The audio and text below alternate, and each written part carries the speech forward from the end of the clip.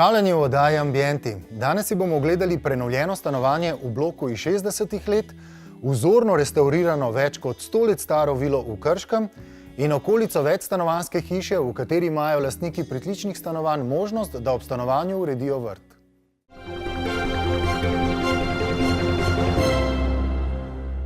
V Krškem stoji 114 let stara vila, v kateri je pred drugo svetovno vojno živela družina slikarja Jožeta Cjuhe. Kasneje so se lastniki menjavali, stavbo in vrt pa je močno načel zob časa. Poglejmo si, kakšna je vila videti danes. Ste ob pogledu na to vilo pomislili, da sem v Avstriji ali Švici? Pa nisem. Več kot 100 let stara vila, obdana zelenjem, stoji v Krškem. Z obnovo so lastniki ohranili nekdanjo imenitnost stavbe in ji dodali nekaj moderne svežine. Gospa Živa Dev, ta vila je bila zgrajena v začetku 20. stoletja. Kaj je bilo značilno za tedanjo arhitekturo? Najprej moram povedati, da je izraz vila latinskega izvora in da označuje podeželske hiše ali kmetije. Prvotno so z tem izrazom označevali tudi grajene strukture, ki so jih postavljali veleposestniki za svoje življenje in za gospodarjenje s temi zemljišči. Na prelomu 19. v 20. stoletje pa so ta izraz pričeli uporabljati za prostostoječe stanovanjske hiše z vrtovi. Vpliv za gradnjo hiš po našem prostoru, vsaj v tem delu, kjer se zdaj nahajamo, je prihajal iz sosednje Avstrije. Tam je gradnjo vil, to se pravi stavb z vrtovi, tudi prestižno oblikovanih, spodbujalo Dunajsko društvo, imenovano Cottage Verein, in sicer so spodbujali gradnjo vil po vzoru angleških podeželskih hiš v takratnem neogotskem slogu. Arhitektura teh vil odlikujejo kompozicija in sestavljanje različnih stavbnih elementov, oblikovanih po vzoru iz gotike, romanike, v bistvu romanike, ne gotike, renesanse, baroka in kasneje tudi secesije. In kmalu je oblikovanje teh različnih kompozicij postalo znak prestiža za premožne meščane. Ti so se pričeli iz tistih strnjenih zatoklih mest umikati v obrobno zelenilo in tam so si postavljali takšne vile. Vile so načrtovali in postavljali stavbeniki, ki so imeli v svojih birojih pogosto zaposlene tudi arhitekte. Še ena značilnost teh vil je, da je pravokotni tloris pogosto asimetričen.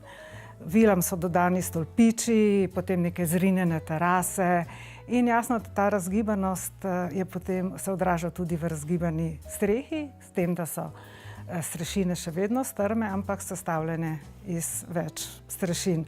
Pa še eno krasni element, ki ga ima tudi ta vila v Krškem, so si te stavbe osvojile in to je predalčna gradnja. Ta je izključno krasna in vzor zanjo pa prihaja iz stare tradicionalne gradnje v severovzhodu Evrope, ne v severozahodu Evrope, to je Nemčija, Francija, Danska. Če sem prav razumel, ste rekli predalčna gradnja. Kaj to pomeni? Predalčna gradnja pomeni, da je lesena konstrukcija, ki je vidna na ostenju in je potem zapolnjena z opeko. In tako predalčno gradnjo lahko zasledimo tudi v mansardnem delu te vile. Verjetno obnova take vile ni ravno enostavna. Kako se je treba lotiti? Kaj so tiste stvari, ki je treba še posebej paziti, da se nekako vsa ta veličina vile ohrani? Zdaj, ta vila je bila zaradi nekaj desetletij slabega vzdrževanja, zapuščenosti, potem tudi požar jo je prizadel, ki je bil na srečo pravočasno zadušen, ampak toliko je pa le poškodoval, da je bilo vse to nadstropje, ker danes sedimo odeto v debelo plast saj.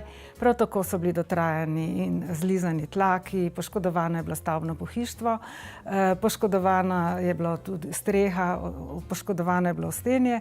In jasno, da ko se lotiš prenove take stare vile, je potrebno najprej natančno pregledati obseg poškodb, vrsto poškodb, pregledati vse tisto, kar je vredno, kar se bo ohranilo, kar je mogoče preveč močno poškodovanega, da se ohrani in pa jasno načrtovati, kako se ta vila da prilagoditi sodobnemu načinu življenja in bivanja. Marsikdo bi staro propadajočo vilo podrl in na njeno mesto postavil novo, sodobno hišo. A novi lastniki so prepoznali dragocenost stare stavbe in se premišljeno lotili temeljite prenove. Pri prenovi so komplet ohranili staro konstrukcijo, se pravi ostenje, kamnito, delno zidano, lesene stropove, tudi ohranjena je komplet strešna konstrukcija, le kritina je bila nova, ker je bila že toliko dotrajana. Pri prenovi so zamenjali in očistili stavbno pohištvo, zdaj notranjo stavbno pohištvo, ki je bilo manj poškodovano, so samo restavrirali, zunanjo pa so zamenjali z izdelanimi replikami, kar pomeni, da so novo stavbno pohištvo izdelali po vzoru starega. Tlake so samo očistili. Jasno, da so očistili tudi strop in ravno ta del, prostor, v katerem sedimo, je bil močno poškodovan, ker so se na vse lesene dele nalepili prašni delci in to lepljivi v debelem sloju, tako da so strop pri restavriranju peskali in sicer z zelo finim kremenčevim peskom, zato da les ni bil preveč odprt in preveč poškodovan.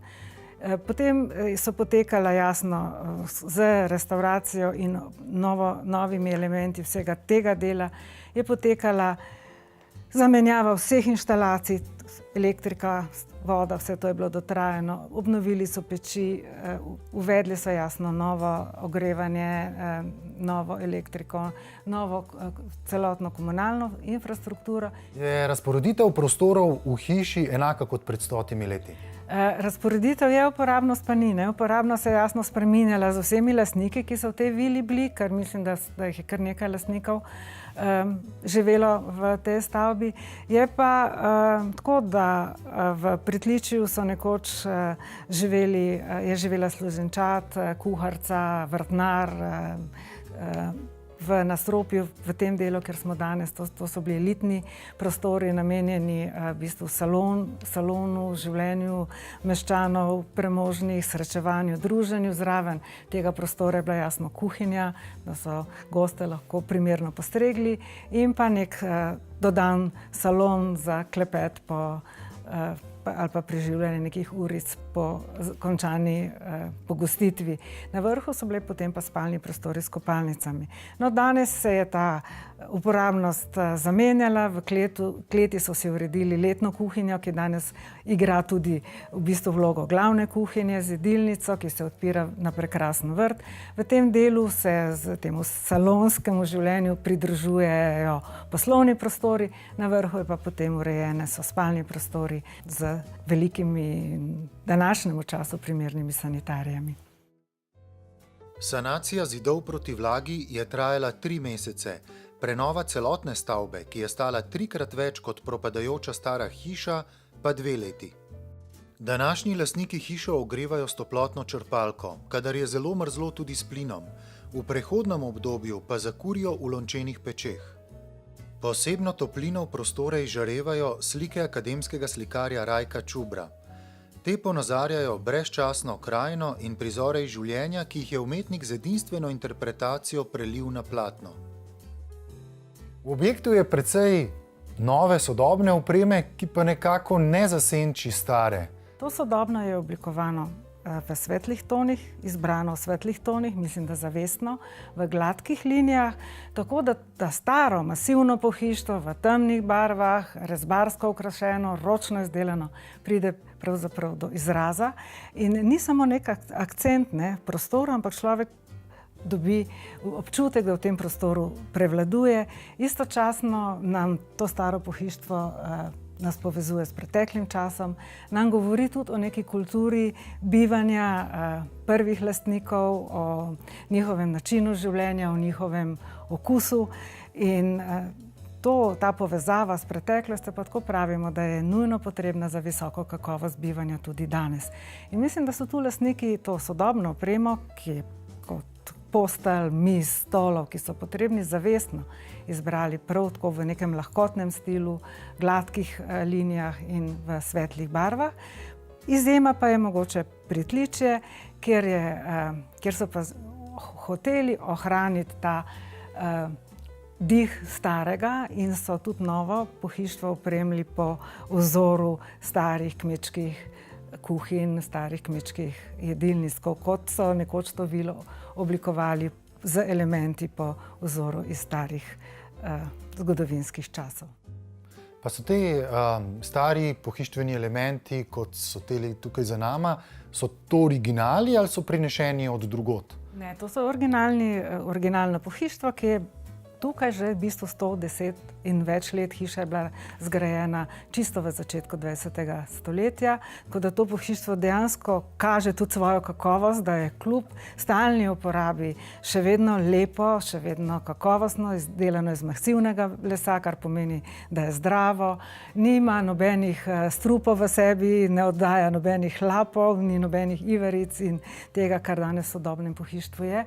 In še nekaj, kar je mene kot pri likovnem pogledu, se pravi pri tistem občutenju lepega, najbolj pri tem pohištvu fasciniralo, je pa tapicerija, se pravi blago, ki so ga izbrali, ki je popolnoma sodobno. Zdaj, če bi midva ostala, bi ta dva stola pravzaprav zasijala po novih likovnih vzorcih, ki pa se odlično ujemajo z tem starim oblikovanjem in starim načinom oblikovanja pohištva. K hiši spada tudi velik parkovni vrt. Ta vrt je z vsemi potkami, z vsemi kipci, ki so razpostavljeni po tem okrasnem delu, z drevjem, z visokimi grmovnicami, z pokrovnimi rastlinami, oblikovan tako, da se človek res počuti sproščenega, da bi kar obsedel v tem vrtu. Poleg tega, da je ta vrt okrasno oblikovan, ima pa tudi gospodarski del z velikim zelenjavnim vrtom, z sadovnjakom. In vse, kar ta vrt kaže, kaže to, da imajo lastniki res poseben odnos do vrta, poseben odnos do rastlin, do zelenjave, kajti prepričana sem, da vsak dan, da vrt izgleda tako, kot ga danes vidimo, čeprav je zunaj močno prizadela rastline suša, tega skoraj ne opazimo, da lastniki vsak dan uro in več preživijo z delom na tem vrtu.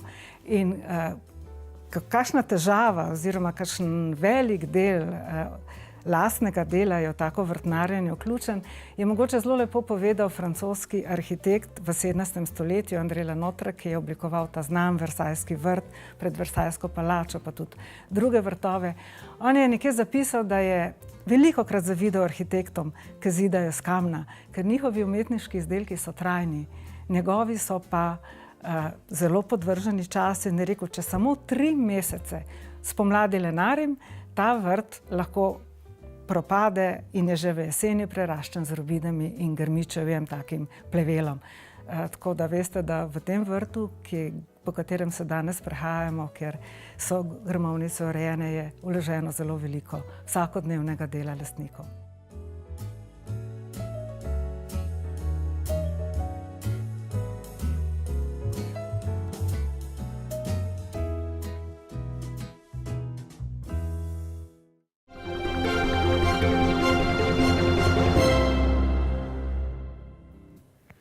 Po oglasih si bomo ogledali temeljito prenovljeno stanovanje v bloku in vrt, ki obdaja večstanovanjsko stavbo. Ostanite z nami.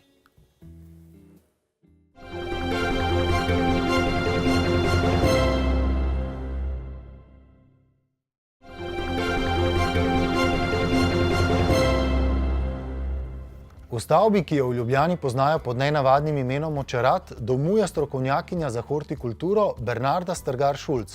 V pritličnem stanovanju si je uredila lepo teraso, ki predstavlja dnevno sobo na prostem. Hkrati pa je sodelovala tudi pri zasaditvi zelenja na skupnih površinah, tako v sami stavbi, kot tudi okoli nje. Na Bernardini terasi pred stanovanjem je bil ob njeni vselitvi že položen lesen pod. Določen je bil tudi obseg terase. Ona pa jo je obogatila številnimi posodami, polnimi dišečih in cvetočih rastlin, ter ji dodala peščeni in kamniti del. Terasa v taki obliki smo že dobili stanovanjem zraven, v del arhitekturnega načrta hiše. Pač to približno 30 kvadratov velika terasa, katere prednost je to, da je naslonjena na ozadje, tukaj za nami, iz te žive meje z Lovorikovca. In potem smo pa vsem prišli na idejo, vedela sem, da bo tukaj pač miza za 6 ljudi, da bo tukaj 2 stola, na katerem ena jaz sedim, in pa ležalnik. In potem nekako sem rekla, v redu, mi smo v mestu, imamo precej močno ogrodje nečesa v zadnji, pa naredimo to teraso eno tako travniško, preprosto, oziroma ne preprosto, ampak čim manj izumetničeno. No in ker sem vedela, da želim imeti v posodah predvsem zelišča, da cvetja niti ne rabim toliko zelo veliko, da želim imeti dišeče rastline, tukaj je tu cela zbirka recimo dišečih pelargonij, hkrati pa mora biti neka osnova, v katero bomo te manjše posode z zelišči in posebnosti postavljali. Zdaj imamo tukaj par večjih posod, v katerih je stalno skoraj da enaka razporeditev rastlin in to so večinoma travniške rastline. Ali so kakšne okrasne trave, ali pa recimo tukaj na moji levi je tudi patagonski sporiš, ki vijoličasto cveti in s to rastlino je ta terasa pridobila 3 različne vrste metuljev, čmrlje in pa čebele. In to je tisto življenje, ki ga ti prineseš v center mesta, če imaš tak izbor rastline. Skoraj vse rastline na Bernardini terasi rastejo v posodah, kar zahteva drugačno oskrbo, kot če bi rasle na gredici. Že pri izboru rastlin je bila pozorna na to, da bodo primerne za nezahtevno nego. Posebnost terase Bernarde Stargar-Schulz pa je peščena greda, obrobljena s prodniki, v kateri raste vse mogoče. No, na zunanjem robu terase vidimo pa tudi eno obrobo iz kamnov, ki meji na trato. Za mano je ta delček, ta pas manjši in na to površino sem jaz zelo ponosna in vesela, kajti veliko rastlin iz posod, ki sem jih v teh 12 letih, kolikor tukaj živijo, mi je nekako ušlo, se zasjalo ali pobegnilo tudi imeti te kamne na terasi. Obiskovalca te večstanovanjske hiše prijetno preseneti lepo urejena okolica zgradbe, polna zelenja. Tukaj smo pa zbrali trave, hermelike, hoste, ki so zdaj se krasno rumeno obarvale, pa hisandro, kakor pokrovno rastlino in ogromno čebulnice vmes posajenih. Sem pa zelo vesela, da živimo v tej zgradbi, kajti to je ena izmed redkih večstanovanjskih zgradb v Ljubljani, oziroma lahko rečem kar v Sloveniji, kjer je tudi zunanja površina urejena skladno pač z arhitekturo in z vsem ostalim, kar je.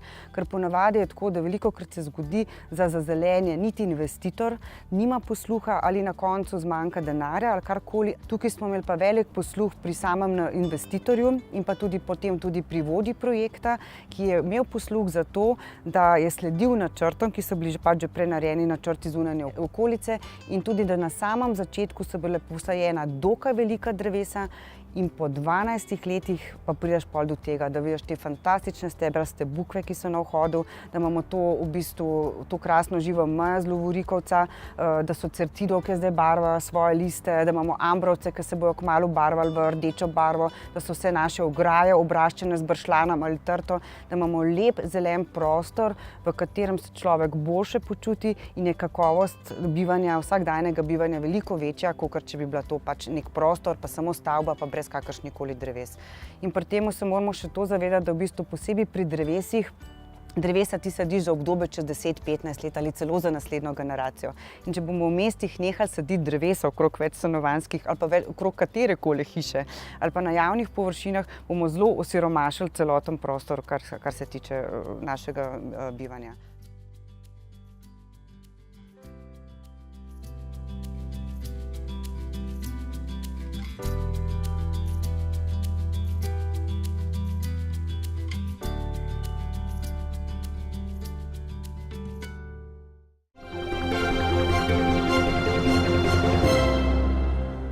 Stara stanovanja navadno prostorsko ne ustrezajo današnjemu času in ne ponujajo tistega, kar si želimo od svojega doma. Spremljali smo prenovo enega izmed takšnih stanovanj v bloku iz 60. let. Stanovanje iz 60. je v zadnjih letih nudilo zavetje študentom in je bilo prepotrebno obnove. Nova lastnica sprva sploh ni bila prepričana, če je to stanovanje primerno zanjo. A že ob prvem obisku z arhitektom je postalo jasno, da ima stanovanje velik potencial.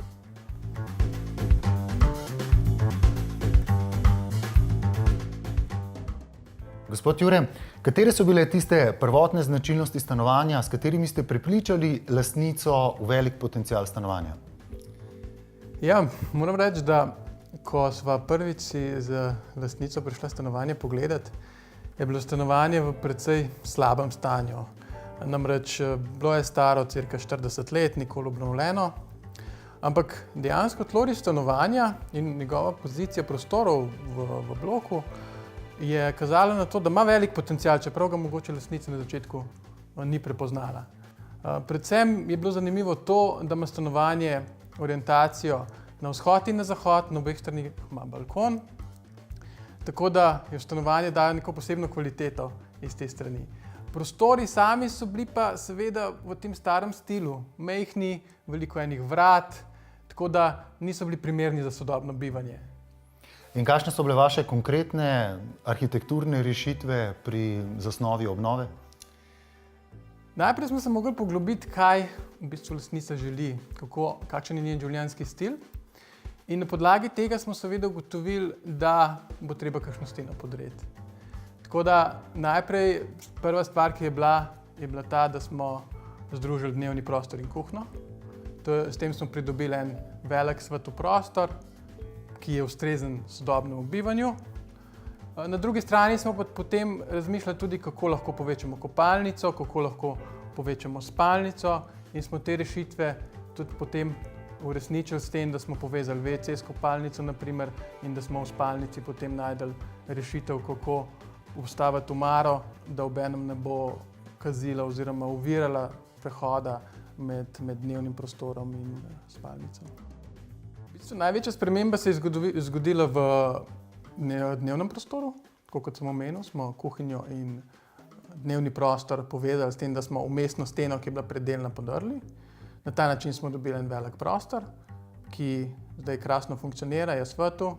Prej sta bila to dva majhna prostora, ki nista bila sploh med sabo povezana drugače kot prek hodnika. Govorite o tej luknji, kle je bila stena vmes, ne? Tako, tu je bila vmes stena in s tem, ko smo jo podrli, smo naenkrat dobili ogromno prostora, kjer imamo lahko veliko mizo, kjer vse skupaj deluje bolj zračno. Druga stvar, ki smo jo naredili, je, da smo povezali kopalnico in WC. WC je bil majhen, neprimeren za lastnico oziroma današnji čas, ko potrebujemo več prostora v kopalnicah, ko imamo pralni stroj, sušilni stroj in tako naprej. Tako da s tem smo pridobili prostor in obenem vse tisto, kar je lastnica želela. Kaj pa omenili ste zdaj ta pralni stroj pa sušilni, ali to vseeno ostaja v kopalnici ali ste to zdaj premaknili kam drugam? Ja, razmišljali smo na začetku, kam zdaj vse to umestiti. Namreč imamo bojler za ogrevanje tople vode, imamo pralni stroj, imamo sušilni stroj in vse te tri stvari so precej velike in smo iskali prostor, kako zdaj to nekam umestiti, da nam bo čim manj prostora zavzelo. In na koncu smo našli rešitev v kopalnici, v enem vogalu, ki je ostal med staro steno proti WC-ju in vrati v kopalnico, kjer smo naredili omaro z vrati, ki se skrijejo, tako da smo uspeli dobiti vse na relativno majhnem prostoru, torej pralni stroj, sušilni stroj in bojler. Se pravi, vse po eni vertikali. Tako. V teh starejših stanovanjih so te vhodni prostori zelo majhni, zelo tesni, nimaš pravzaprav nikamor kaj postaviti. V tem stanovanju je bilo pa pravzaprav drugače, namreč ta vhodni prostor je bil zelo velik glede na stanovanje, ampak težava je bila v tem, da ker je bil praktično kvadratne oblike in z 6 vrati, je težko v njega karkoli, oziroma 7, če še vhodna štejemo, je v njega težko karkoli postaviti. Tako da smo potem tuhtali, kaj lahko tukaj naredimo, da obenem pridobimo shranjevalni prostor in prostor za tiste stvari, ki jih rabiš v nekem vhodnem prostoru, in da ga ne zapremo preveč. In tako je ratala v bistvu ta rešitev z temi omarami na sredini, z mostom, ki praktično na eni strani dodajajo ta dodatni prostor, ki ga potrebujemo, po drugi strani ne zapirajo preveč oziroma ne utesnjujejo tega prostora in smiselno zaključujejo celotno zgodbo dnevnega prostora z tem centralnim kubusom, ki se nadaljuje v omare. V tem kuhinjskem delu so za omaro tudi neka skrivna vrata, recimo temu v nek drug prostor. Zakaj ste se odločili za taka vrata, ne pa za klasična, s klasičnim ročajem, s podboji in tako naprej? Ja, dobro vprašanje. Želeli smo v kuhinji predvsem ohraniti enoten videz omar, da je to neka zaključena celota, ki prihaja iz tega dela visečih omarc naprej v visoke omare in potem v ti zaključek, ki je tudi kot nek delovni pult. In tu, če bi ohranili obstoječa vrata, bi nam ta niz definitivno prekinila, to ne bi prišli do tazga rezultata, kot je to. Obenem je pa to kot neko skrivališče v stanovanju. Pravzaprav nihče ne ve, da imaš dodatno sobo tam notri, če pravzaprav ne veš, da so vrata.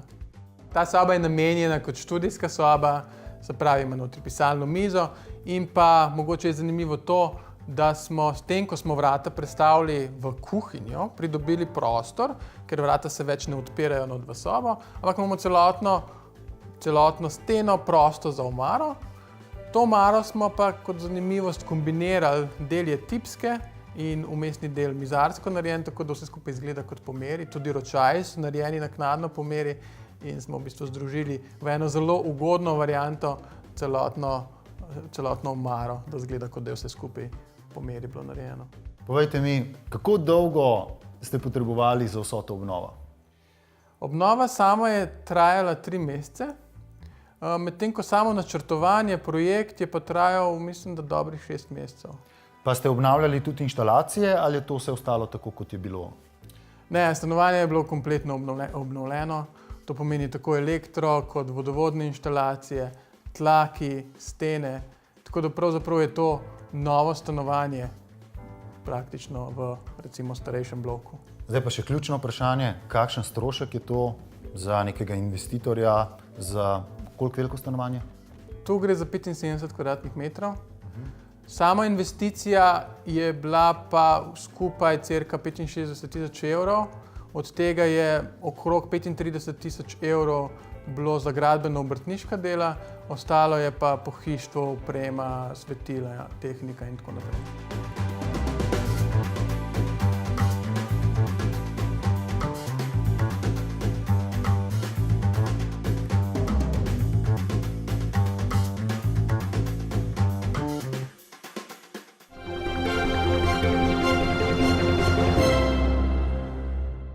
To je bilo za danes vse. Če vas zanima še kaj več, se po oddaji preklopite na našo spletno stran www.tvambienti.si ali pa nas spremljate na našem Facebook profilu TV Ambienti. Hvala lepa za pozornost, imajte se lepo, uživajte in vidimo se spet prihodnji teden, ko si bomo ogledali v sodoben objekt predelano zidanico, prenovo interierja v vrstni hiši in izvedeli, kakšna finančna sredstva so na voljo za zbiralnike deževnice.